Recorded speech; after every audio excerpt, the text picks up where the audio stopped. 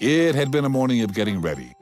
Katie discovered that when you're in a hurry, sometimes even when you're hungry, you forget to eat. Orby found out that if you find a really good place to hide something special, you just might have a lot of trouble remembering where it is. And Chance learned that when lots of family feet are racing around, the very best place for a cat is under the couch. It was an autumn Saturday morning. Mom had to go into town for a meeting. Dad said he would take the two friends to the toy store. That way they could all have a trip into the city. It wasn't long before everyone was dressed. Katie and Orby made sure Chance had enough food and water, as they were not going to be back until the evening. Katie was sure that Chance wanted to come, but Dad told her that Chance would much rather snooze on the couch and go for a car ride. And I think Dad was right, because even as they discussed it, Chance slipped under the couch and stayed there. Katie and Orby both brought their backpacks. They each had a teddy and a sweater in case it got cool, and a little wallet with some of their savings in it. Katie lifted her backpack onto her shoulders. Orby did too, but he swung it so hard, it spun him around in a circle. In the car, Mom and Dad talked about parking places. That seemed really boring, but when they got into the city, Katie and Orby realized why. There were cars everywhere. Some honked their horns and some were parking at the side of the road. Dad asked everyone to help him find a place to park their car. Katie found one, but it was actually a space for a fire hydrant. You couldn't park there because if there was ever a fire truck would need to get to the hydrant for water. Mom found one too, but it turned out to be a loading zone. Only trucks making deliveries were allowed to park there. Trucks often brought big boxes full of heavy things, so they needed to park at a special door close to the stores and offices. They all looked as hard as they could, and it seemed pretty hopeless for a while, until Orby tooted that he saw one ahead. Dad turned on his signal to tell the cars behind him that he was going to turn, and in they went. It was a perfect place with a parking meter that would let them stay for a long time. When they had parked the car, Mom grabbed her briefcase, gave kisses all around, and shot off to her meeting. Dad let Katie and Orby put some coins in the meter, and they were off.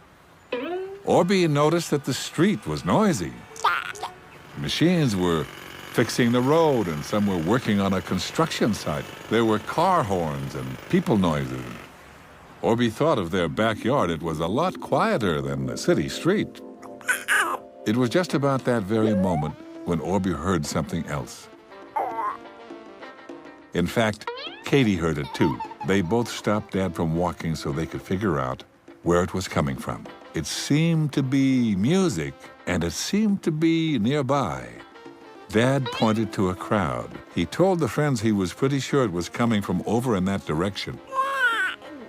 Orby wanted to race ahead, but Dad held his hand tightly and reminded him, with a big smile, that when they were downtown, they had to stay together.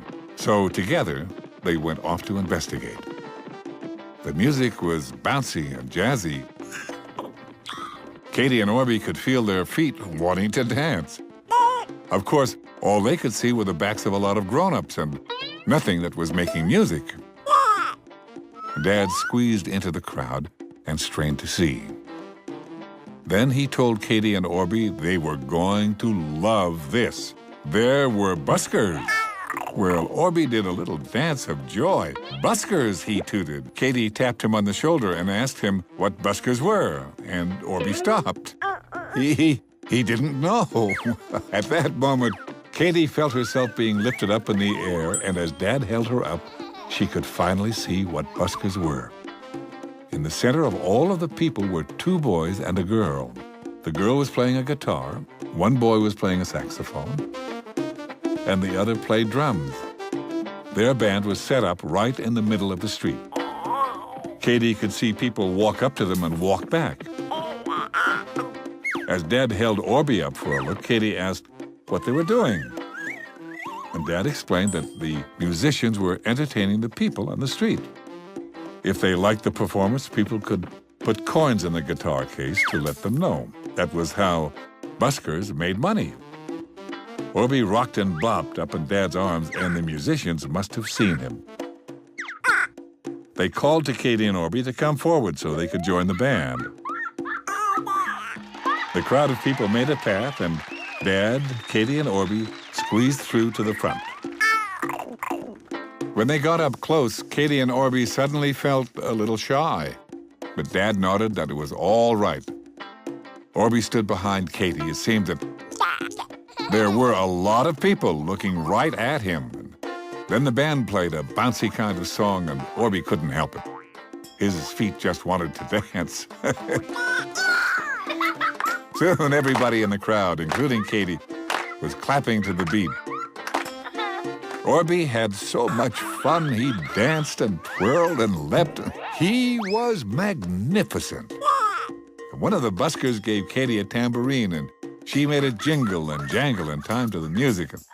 Now Orby was dancing all around the circle and doing some really fancy moves. At the end of the song, the crowd clapped. Then the girl asked Orby to take a bow, too. Orby turned and looked at all the people. I have to say that he had almost forgotten about them because he was really enjoying the music. The crowd was looking at him and began clapping again, and Orby bowed to everybody with a very low bow.